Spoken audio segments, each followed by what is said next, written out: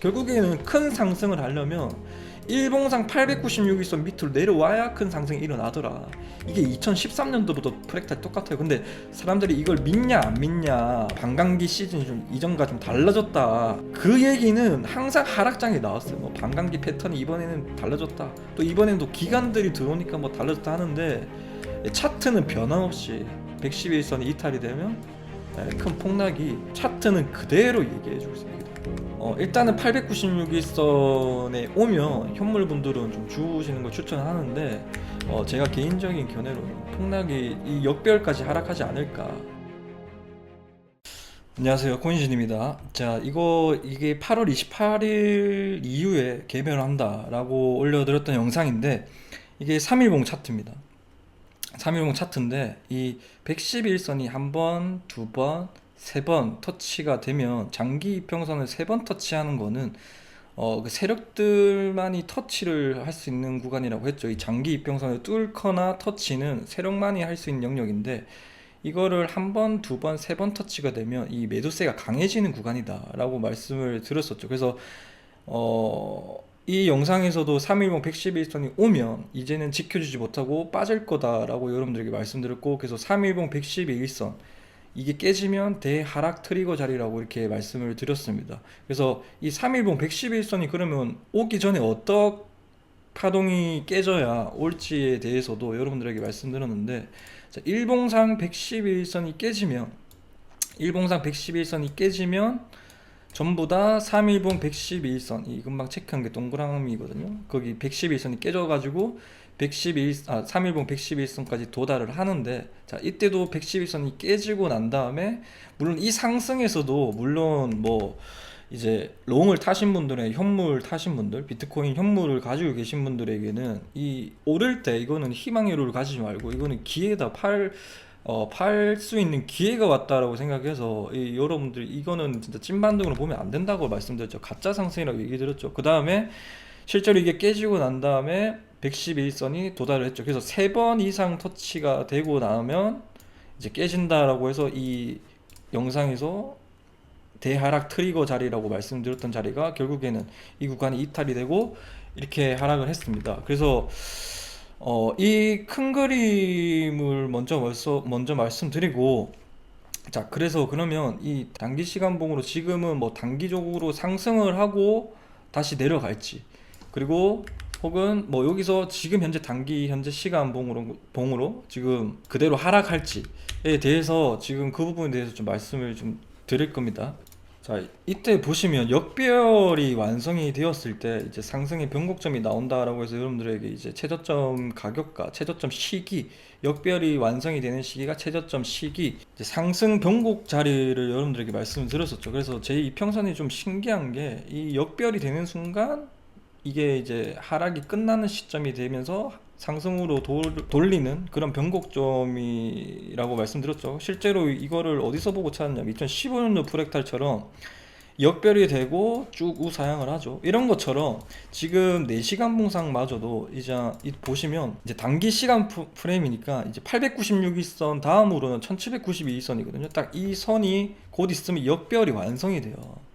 그래서 이 역별이 완성이 되는데, 이제 여기서 방향이 나옵니다. 왜냐면 일봉상으로 역별이 완성이 되면 물론 상승하겠지만, 근데 일봉상으로는 지금 현재 448선이 깨졌잖아요.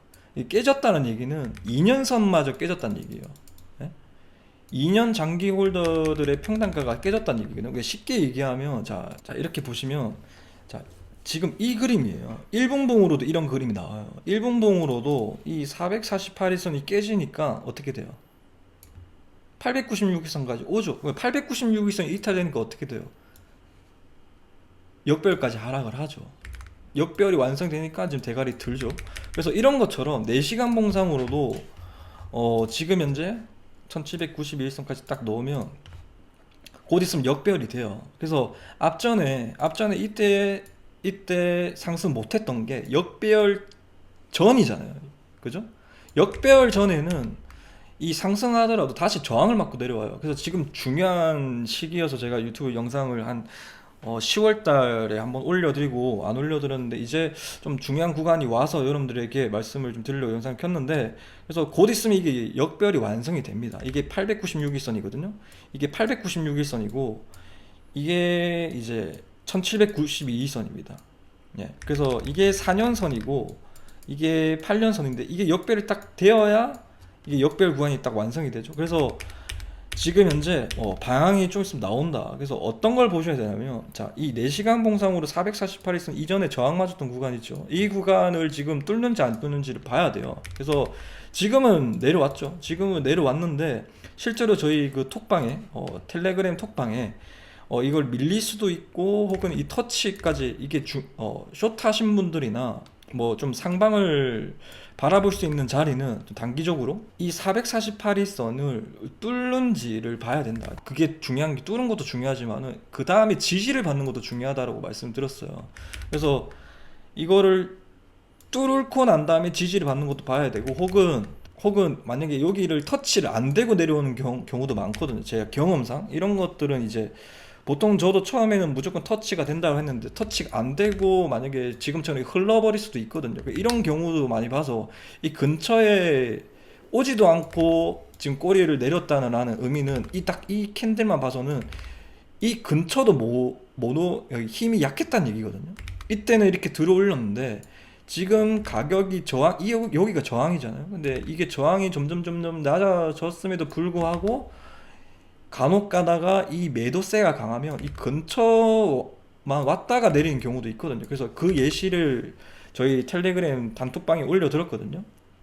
그래서 지금 보시는 캡처 사진 내용처럼 이렇게 될 수 있다라고 여러분들에게 말씀을 드렸습니다. 그래서 지금 현재 방향이 어떻게 될 거 아니야. 일단은 자, 아까 금방 말씀한 것처럼 물론 여기서 저항 실패했지만은 이 구간, 이 뚫어줬던 1년선을 뚫어주고 여기까지 상승을 했잖아요. 그래서 이 빨간 색깔이 224일선이죠. 여기가 이 고점의 시작점이잖아. 그러면 이 빨간색 선 224일선 지금 현재 레벨로는 89.4K입니다. 그래서 이 89.4K가 깨지면 다시 어떻게 되겠어요? 역배열까지 하락하게 되는 거죠. 역배열까지 하락하고 난 다음에 어디까지 하락을 하냐면 이 896일선까지 하락을 한다. 그래서 896일선을 지켜주지 못하면 아까 흔히 이런 경우가 많이 나와요. 이런 경우가 5분봉에서도 나오고 1분봉에서도 나와. 이게 계속 나오거든요. 이 정별이 완성이 되고 난 다음에 1년선이 깨지니까 448일선이 깨지고 896일선이 깨지잖아요. 그래서 어떤 거냐면 처음에는 112일선 깨지더라도 올릴 수도 있어요.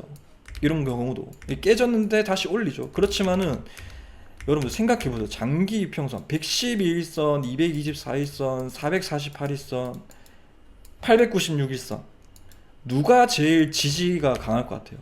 6개월선, 1년선, 2년선, 4년선이거든요. 당연하게 이제 큰 이평선이 제일 지지가 강하겠죠. 왜냐하면 4년 동안 들고 있는 홀더들의 가격이고 2년선이고 1년선이고 6개월선이니 결국에는 일봉상으로도 지금 현재 이 도미노처럼 무너지는 거거든요. 그래서 448일선 이탈이 되고 나면 가장 높은 확률로 그냥 제가 99.9%로 여기까지는 부딪혀야 돼요. 왜냐하면 자 봐요.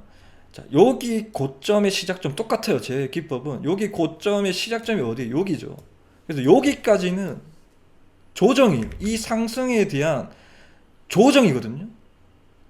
시작점에 대한 이 여기를 지켜줄지 못 지켜주면 이 896일선까지 하락을 하는 겁니다. 못 지켜주면 이 역별까지 하락을 합니다. 그래서 이때 구간에서 448일선이 깨졌잖아. 깨지고 난 다음에 여기 터치가 안 됐죠. 터치가 안 됐, 896일선 안 왔는데도 불구하고 여기 저점 대비해서 46%는 올라요. 당연하게 여기서 찐반등을 다 봤을 거 아니야. 여러분들 지금도 뭐 5%, 3%만 올라도 찐반등이라 하는데 여기서 시드가 다 갈렸거든요. 왜냐하면 448일선이 깨지면 896일선까지 와요. 왜 그러냐면 저는 엘리엇 파동 1파의 기준을 어디서 잡냐면 이 엘리엇 파동 쓰시는 분들 중에 좀 잘못된 게 과거에 지나고 나서야 이제 뭐 이렇게 상승을 해야 아 여기가 1파였고 여기 2파였다 눈대중으로 얘기하잖아요. 그래서 간혹 엘리엇 파동 못 믿는 분들이 그 후행으로 이제 알게 되는 지표이기 때문에 그거는 볼 필요 없다 하는데, 근데 저는 딱 있어.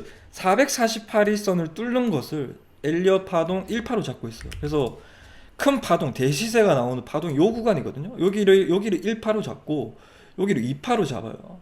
근데 3파는 여기서 상승 이후에 112일선 마무리는 여기 3파로 잡거든요.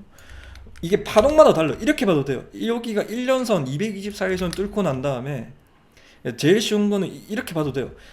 1년선을 이게 224일선 1년선이잖아요. 여기를 1파로 잡고 뚫어준 게 2파로 잡고 그 다음에 896일선 여기 3파로 보는 거거든요. 이렇게 보는데, 그래서 이 구간을 혹은 이 구간도 마찬가지고 지금 현재 448일선이 제일 큰 이평선 중에 중간인 역할이잖아요. 쉽게 얘기하면 224일선이 1차 보스고 2차 보스는 448일선이에요. 3차 보스는 896일선이에요. 근데 누가 뚫기 힘들겠어요? 224일선을 뚫어준 이유는 448일선까지 가기 위한 거고 448일선 뚫린 거는 896일선 가기 위한 거예요. 이게 그냥 이렇게 잘 맞는 이평선도 이것밖에 없거든요. 그래서 지금도 보면 큰 그림으로 보면 448일선 이탈됐으니까 이 고점의 시작점까지 하락할 것이다. 그래서 여기서 아마 좀 기대해 볼 만하다. 예를 들어서 작년에 이더리움 같은 경우도 큰 반등이 어디서 나왔냐면 작년 엔케이 청산 됐을 때도 여기를 딱 지지를 받고 상승을 하거든요. 여기를 딱 지지받고 이만큼 올려요. 여기가 저점 대비해서 34% 올라요. 결국에는 여기도 한 번 더 왔죠. 그러다가 이 구간을 지켜주니까 상승을 하죠. 근데 이게 제 기법상의 내용인데 어떤 거냐면 보시면 이게 엘리엇 파동 유형 1이에요 1파가 나오고 난 다음에 다음 파동이 어떤 식으로 나올지거든요. 뭐 유형 1은 그냥 N자용으로 상승하는 거고, 자, 유형 2를 보면 0.5 피보나치를 지지를 해주면 여기 지지를 받고 다음 파동은 올라간다. 근데 유형 3번은 이 중심값이 이탈이 되면 장기 이평선 이 고점의 시작점을 테스트하러 간다. 그래서 뭐 이번 유형은 뭐 넘어가도록 하겠습니다. 그래서 설명은, 그래서 이 유형 3을 보면 중심값이 이탈이 되고 장기 이평선까지 지지를 받으러 간다. 그래서 이 장기 이평선 지지를 받고 난 다음에 다음 2파로 가는데 이 고점을 못 뚫었죠. 완전 그냥 쓰리 고점을 찍어버렸죠. 삼지창 마냥. 그러니까 다시 고점이 이탈되면서 890이 이탈되니까 개폭락하게 됐죠. 그런데 폭락하게 되는데 역별되지도 않았는데 저가 여기서 이제 바닥이 나왔다라고 해서 그 이유가 12시간 봉상으로 역별이 완성이 돼서 단기 프레임으로 이게 약 상승을 할 것 같다라고 해서 이제 896을 뚫어줬을 때 우리가 이때 이더리움을 크게 먹었죠. 이런 것처럼 똑같이 이더리움처럼 일봉상 896일선을 여기서 지지를 받고 2파로 갈 확률도 있습니다. 예, 갈 확률도 있는데, 그래서 지금은 한마디로 얘기해 드리자면 비트코인 현물 매수를 좀 준비하고 계신 분들이나 좀 진정하게 좀 올랐다가 내렸다 올랐다 이런 무기 말고 좀 길게 쭉 우상향할 수 있는 자리를 죽고 싶다, 좀 편안하게 죽고 싶다 하신 분들은 이 896일선 이 이평선 세팅하시고 896을 세팅하고 지금 현재 가격은 75K입니다. 예전에는 이게 60몇 K대였거든요. 이동 평균선이라서 이게 일봉마다 이게 하루 선이 쭉쭉쭉 올라오거든요. 그래서 여러분들 직접 모니터링 하셔서 하셔야 되고, 근데 이게 이탈이 되면 역별까지 하락하게 됩니다. 보통 896일선이 이탈이 되면 40 요 가격에서 46% 하락해요. 그래서 적어도 뭐 거기서 반띵 치면 여기서 30%만 하락하더라도 여기가 깨지면 50K까지 하락할 수 있어요. 근데 어떻게 보면 지금 금리 인하 시기잖아요. 유동성이 풀리는 시기거든요. 그래서 앞전과 다르게 좀 여기선 지지를 받고 상승을 하지 않을까 싶어요. 근데 물론 이런 경우도 있지만 단기 프레임에서도 보시면 단기 프레임에서도 이렇게 30분 봉상으로 뚫고 이제 정별이 됐죠. 정별이 되고 난 다음에 지금 440분 깨졌고, 이 구간을 지켜주고 약 반등을 하는데 결국에는 이런 식으로 역별이 되고 난 다음에 해야 더 나중에 이렇게 더 큰 상승이 나오거든요. 그래서 제가 보기에는 아마도 뭐 역별까지 하락할 가능성이 제가 차트 이평선을 제일 오래 썼잖아요. 그 견해로는 이게 일봉봉에서도 896일선을 지지받고 오르더라도 이제 지금 시간 걸리니까 이게 896일선이면 일봉봉으로도 이 890 내려와가지고 890 지지받고 오르더라도 여기 고점 뚫고 하더라도 여기까지 갔다가 다시 또 내려오면서 이렇게 역배열이 될 때까지 하락을 또 하더라고요. 그때서야 역배열이 완성이 그 다음에서야 이제 크게 가더라고요. 그래서 제가 보기에는 아마도 아마 이 896일선도 어떻게 보면 뭐 주어야 되는 자리에 맞지만은 제가 예상해 보면 아마 이게 깨져서 역배열까지 하락하지 않을까 싶습니다. 예. 그래서 아직까지도 왜 그런지에 대해서 이유를 드리자면 아직 나스닥도 이렇게 크게 하락을 안 했어요. 예, 비트코인만 하락하고 있죠. 왜 비트코인만 하락하는지에 대해서는 보통 진짜 큰 하락장을 조금 느끼면 사람들은 비안전자산에서 돈을 빼거든요. 그래서 나스닥도 비안전자산이죠. 예, 그래서 나스닥보다 더 위험한 게 비트코인이기 때문에 이제 기관들이나 이런 사람들이 어느 정도 뭐 물론 돈이 들어오고 있다고 하지만 진짜 대형 애들은 티를 안 내고 빼거든요. 그런 애들이 먼저 이 좀 불안하니까 뺐다, 그렇게 보시면 됩니다. 그래서 결론 얘기하자면, 자, 지난 영상에서도 111선이 깨지면 3일봉 111선까지 온다. 그래서 이 세 번을 터치를 하면 결국에는 일봉상 896일선까지 올 거다 라고 말씀드렸죠. 그 다음에 여기서 주어도 되지만, 여기서 주어도 돼요. 왜냐면 지니까가 손절가로 잡고 현물로 들어가도 괜찮죠.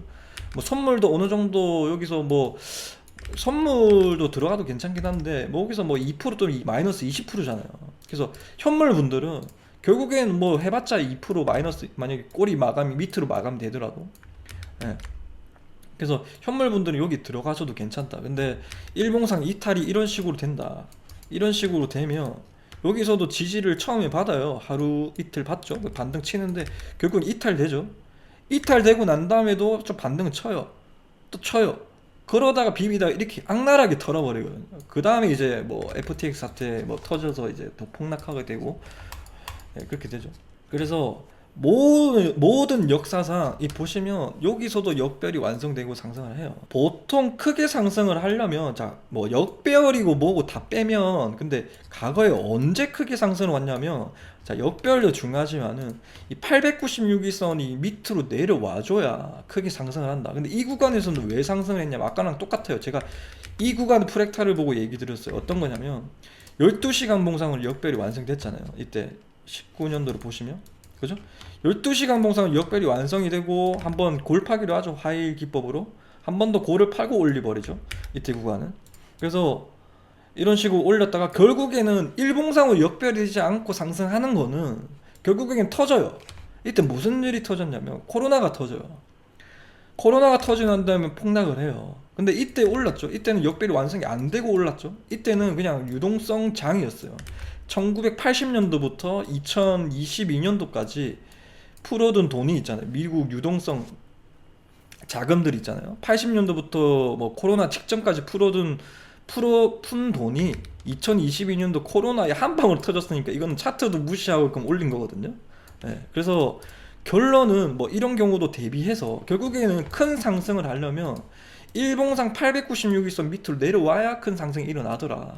이게 2013년도부터 프랙탈 똑같아요. 근데 사람들이 이걸 믿냐 안 믿냐, 뭐 이때까지 그런 반감기 시즌이 좀 이전과 좀 달라졌다, 그 얘기는 항상 하락장에 나왔어요. 뭐 반감기 패턴이 이번에는 달라졌다, 또 이번에는 또 기관들이 들어오니까 뭐 달라졌다 하는데, 차트는 변함없이 111선이 이탈이 되면 큰 폭락이, 차트는 그대로 얘기해주고 있어요. 예. 그래서 일단은 896일선에 오면 현물분들은 좀 주시는 걸 추천하는데, 제가 개인적인 견해로는 폭락이 이 역별까지 하락하지 않을까, 제가 뭐 퍼센티지로 얘기하면 한 80%로 보고 있습니다. 그래서 좀 중요하게 봐야 되는 게, 자, 일봉상 한 번 더 얘기 드릴게요. 일봉상 896에서는 붙여요. 이게 5분봉에서도 매일 나오는 거예요. 매일 깨지니까. 그렇죠? 여기서 매수해야 돼서 안 해서 안 해야 돼. 이 구간에서는 여기서 상승하더라도 그냥 기술적 반등이지 추세적으로 반등하는 게 아니에요. 무조건 이렇게 역별이 되니까, 역배열이 되고 난 다음에 어느 정도 행보치고 한번 털고 난 다음에 한번 붙이잖아요. 근데 큰 그림을 보면 4시간 봉상으로 여기 구간이거든요. 그래서 가장 중요한 거는 자 어떤 구간을 봐야 되냐면 자 이 구간 지금 현재 이 448을 뚫으면 조금 더 크게 상승을 할 수 있다. 혹은 이 1년선이 깨지면 224일선이 깨지면 일봉상 896일선 자리까지 올 확률이 커졌다 라고 보시면 되고, 그럼 4시간 봉 마감 너무 지루하잖아요. 단타 하신 분들도 있으니까. 그러려면 1시간 봉 보면 돼요. 1시간 봉도 딱 1796일선 이 자리가 어떤 구간이에요? 이렇게 보면 아무도 몰라요. 저항이 어딘지. 그래서 1796일선 딱 해보면 딱 여기 저항 정확하게 맞죠. 맞다가 오르고 요 구간이 4시간 봉상 448선 똑같은 구간이에요. 그렇게 보시면 되고, 자 1시간 봉상으로 보면 이 고점 이 저항 맞았던 구간 지금 현재 1시간 봉상으로 1792일선 지금 현재 92.9K 구간을 뚫으면 조금 더 크게 상승을 할 수 있다. 그리고 혹시 뭐 숏 잡고 계신 분들은 어떤 구간? 이 고점의 시작점이 어디에요? 896일선 제일 큰 보스를 보시면 돼요. 이 구간이 이탈이 되면 1시간 봉상 좀 다시 역배열까지 하락할 수 있다. 그 구간이 이제 일봉상 896일선 오는 자리라고 생각을 합니다. 그래서 이 지금 박스 구간이건 어떻게 보면 이 박스 구간, 그래서 지금 제가 단타를 치고 있어요. 그래서 단타를 치면서 3개 정도 3포지션 들어가서 4,500만 수익이 났었는데, 제가 보면 여기서 86K를 쏘져 잡고 있었어요. 근데 좀 찜찜해서 제가 탈출을 하려고 했던 게 4시간 봉상으로 보면 이게 상방으로 트일 수도 있잖아요. 물론 이걸 뚫어줘야 확실하게 확답을 맺지만은 뭐 뚫어주는 걸 기다려다가는 대가리 터질 것 같아서 역배열이 완성이 되면 이게 오를 가능성이 좀 커졌잖아요. 어떻게 보면 안 떨어지고 버티고 있으니까. 그러면 세력의 의도는 이 역배열을 완성을 기다리면서 그때 완성이 됐을 때 오르겠구나 라고 생각할 수가 있는 거죠. 그래서 86K 숏 탔다가 이거 요 내려올 때 물 탔던 게 이때 아니면 못 하겠다 싶어서 제가 진짜 크게 한 2, 3억, 2억을 넣고 물을 타면서 탈출을 했거든요. 그래서 이 구간 때문에 무서워서 이제 숏을 그대로 홀딩을 안 했던 거예요. 이때 이 구간이 되고 난 다음에 뚫어줄까봐 그렇게 좀 대응을 했다. 그래서 결국에는 여러분들이 봐야 되는 게 이 역배열이 되고 난 다음에 역배열 4시간 봉상 역배열이 완성이 되고 난 다음에 1시간 봉 차트로 이 구간을 뚫어주는지 혹은 896일선이 깨지는지 이 구간만 보시면 됩니다. 여기까지 차트 분석이고, 그 이유가 지난 얘기했죠. 이 부분 이게 이제 10년물 국채 수익률과 3개월 국채 수익률이 이 검은 색깔이 이제 이 밑으로 빠지면, 쉽게 얘기하면 이 밑으로 빠지면 장단기 금리 역전차예요. 그러니까 장기로 돈을 맡긴 사람에게 이자를 많이 줘야 되는데 단기로 맡긴 사람들에게 이자를 많이 주는 현상이 생기면 이 검정색 밑으로 빠져요. 이해 안 해도 돼요. 뭐 어떤 걸 이해를 해야 되냐면 이 빠졌다가 정상화로 돌아가는 구간, 장기로 이자를 많이 주는 구간, 당연히 원래 통상적으로는 장기로 돈을 맡긴 사람들에게 이자를 많이 주잖아요. 그런 정상화 구간, 즉 금리 인하 구간이죠.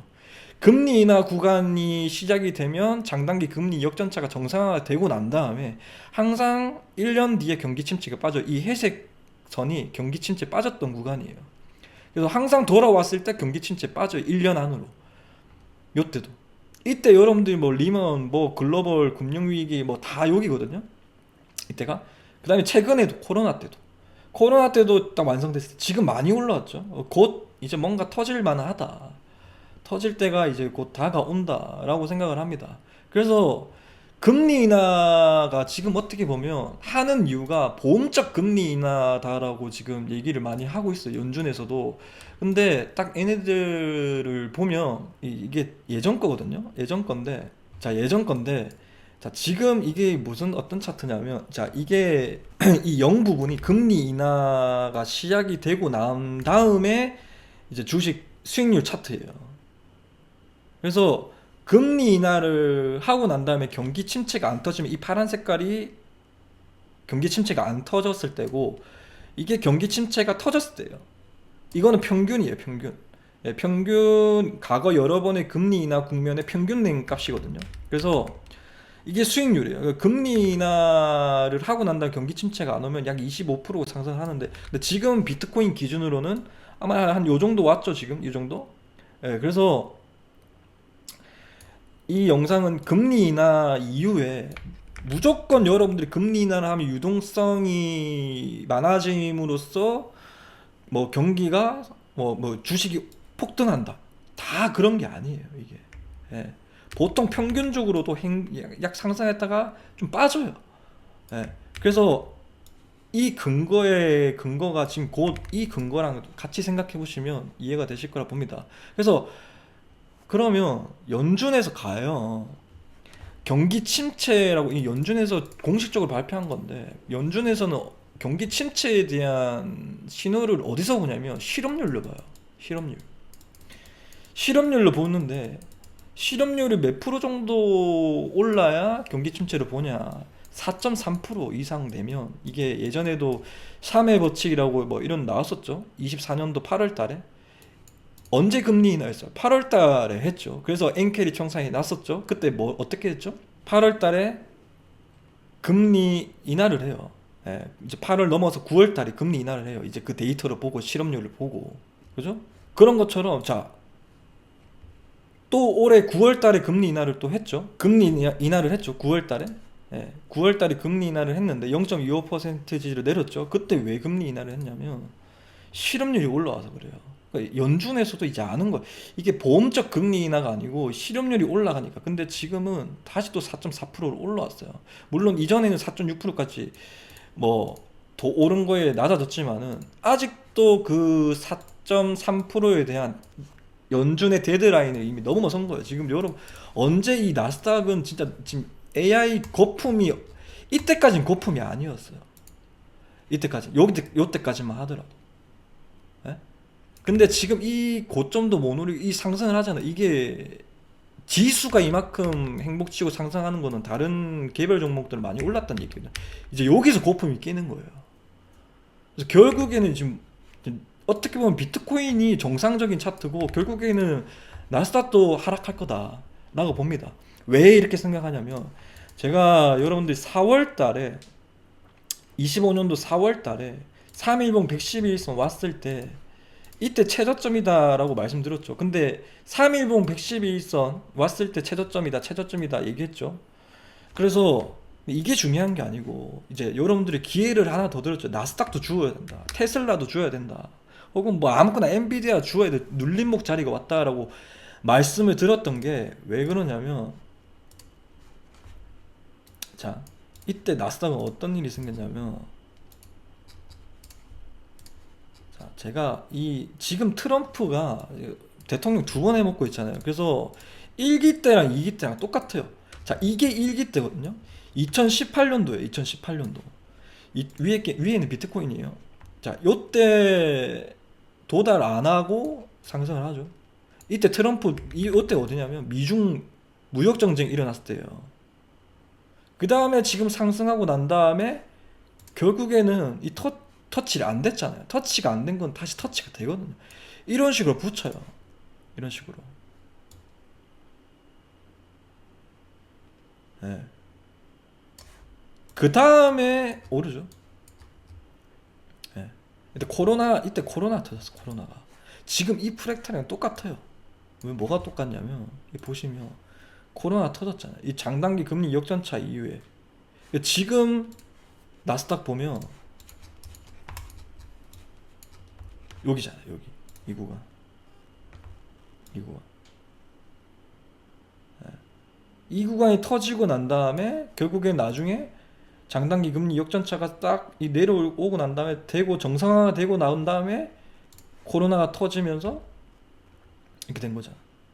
그래서 지금 이거랑 완전 흡사해요. 여기서 봐도 이 구간에서 터치하고 난 다음에 지금 경기 침체 기다리고 있네요. 코로나만큼 그런 어마어마한 무시한 게 있다는 얘기예요. 여러분들 이제 코로나처럼 또 그런 게 생길 수도 있고 뭐 진짜 뭐 어떤 일이 터질지 모르겠지만은 뭔가 하나 터진다. 그래서 이 구간이 왔을 때 나스닥이 이만큼 떨어지면 비트코인도 결국엔 아까 서두에 말씀드린 내용처럼 일봉상 이 896이선 이걸 지금 고작 여기서 17%만 하락해도 이게 깨져요. 결국에는 나스닥도 이게 아직 떨어지지도 않았는데, 그리고 이런 프랙탈 관점에서 물론 이렇게 될 리는 없을 수도 있어요. 근데 제가 조금 그나마 이런 프랙탈들도 좀 신기해요. 제 이동 평균선을 쓰다 보면 이런 거 아니면 이때도 미국 그 미중 무역 전쟁 터졌을 때였어요. 이게 너무 우연치고는 좀 프랙탈이지만은 좀 신뢰가 높아서 여러분들에게 이런 내용도 꾸준하게 매일 말씀을 드리고 있는 내용입니다. 그래서 실업률이 높아지니까 금리 인하를 하고 있다. 말은 연준에서는 보험적 금리 인하라고 하지만은 뭔가 뭔가 좀 위기가 와서 금리 인하를 하는 것은 팩트다라고 말씀을 드리고 싶고, 그리고 이제 이재명 정부가 뭐 이 우리 그 세금을 이용을 해서 금리 그 원 달러 환율을 좀 낮췄죠. 결국에는 어떻게 될 것 같냐면 달러 이거 다시 올라가요. 이게 테도 뭐 달러도 전 1,600원까지 갈 거라 봅니다. 1,500원은 그냥 기본이고 1,600원 선까지 갈 거라 봅니다. 왜 그러냐면 이거는 운명을 바뀔 수가 없어요. 이미 달러도 제가 기가 막힌 게 봐봐요. 제 차트를 쓰면 달러도 기가 막혀. 역배 완성이 딱 되니까 상승을 하죠. 그래서 지금 딱 보면 역별 구간이잖아요. 지금 달러 인덱스 차트입니다. 역별 구간이잖아. 그죠? 근데 지금 딱 보면 역배열 지금 아니에요. 지금 살짝 내려가긴 해야 돼요. 이 역배열이 완전히 완성되고 다시 또 쌍바닥은 찍을 텐데 결국엔 여기까지 올라갈 거다. 예, 결국에는 5% 정도 더 상승할 거다. 예, 달러로 따지면 최소 896일선까지 이 그림으로 더 크게 가면, 그래서 좀 많이 나중에는 욕을 먹지 않을까 이재명 정부가 그렇게 생각을 합니다. 어쨌든 뭐 궁금하신 내용이나 뭐 그런 내용도 있으면 댓글로 남겨주시고, 어쨌든 그 부분을 좀 여러분들이 조금 보셨으면 좋겠습니다. 예, 오늘도 끝까지 경청해 주셔서 대단히 감사드립니다.